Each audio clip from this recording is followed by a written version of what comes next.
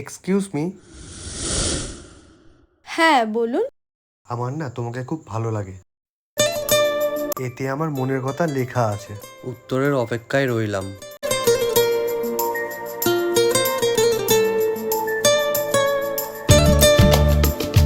High, আমি অভিক। আমি তোমাকে রোজ দিন কলেজ যেতে দেখি। তুমি হয়তো আমাকে চেনো না, কিন্তু আমি তোমার ব্যাপারে সব জানি। সত্যি কথা বলতে তোমাকে না আমার ভীষণ ভালো লাগে। Actually I think I love you. আমরা কি একসাথে থাকতে পারি সারা জীবন? ছিড়ে ছিড়ে স্বপ্ন ঝরে দুটি চোখে